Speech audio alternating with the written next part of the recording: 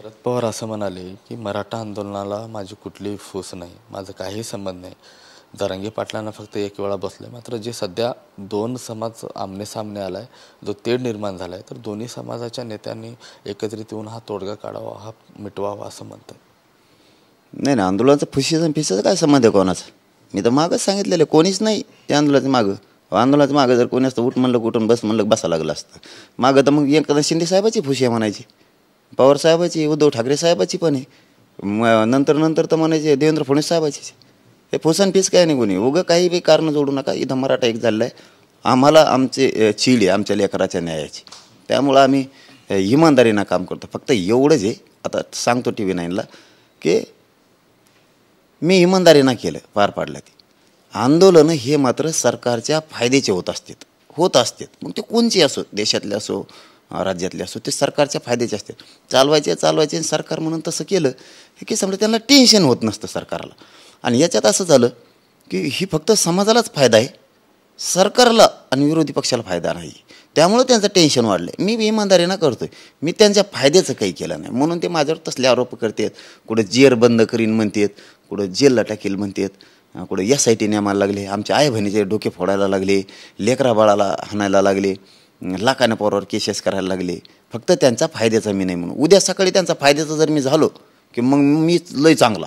Oasis फर्टिलिटीच्या तज्ज्ञांनी IVF उपचार पद्धतीद्वारे 1 लाखांहून अधिक जोडप्यांना मातृत्व प्राप्तीचा आनंद दिला आहे. मोफत अपॉइंटमेंट बुक करण्यासाठी आजच संपर्क साधा. लोकसभा निवडणुकीमध्ये मग जरांगे पाटलांच्या आंदोलनाचा कोणी फायदा उचलला, कुणाला फायदा झाला असा? नाही, आता मी तर रिंगणात नाहीच आहे.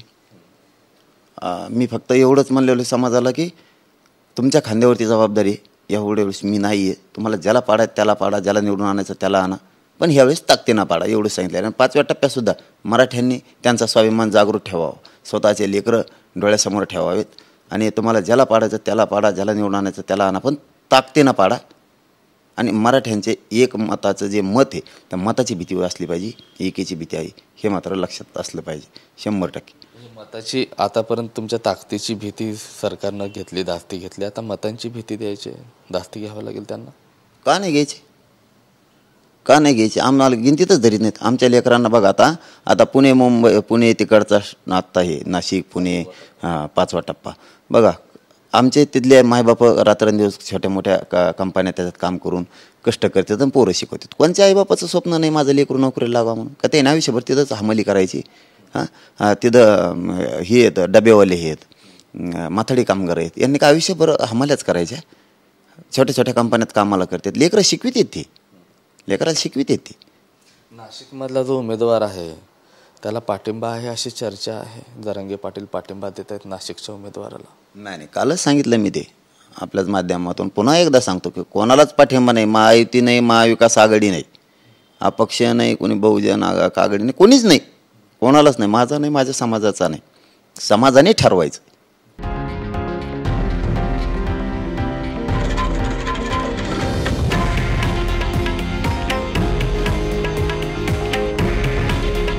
हे आहे देशातील नंबर 1 न्यूज नेटवर्क आणि आपण पाहत आहात TV 9 मराठी. काळजी तुमची, हित महाराष्ट्राचं.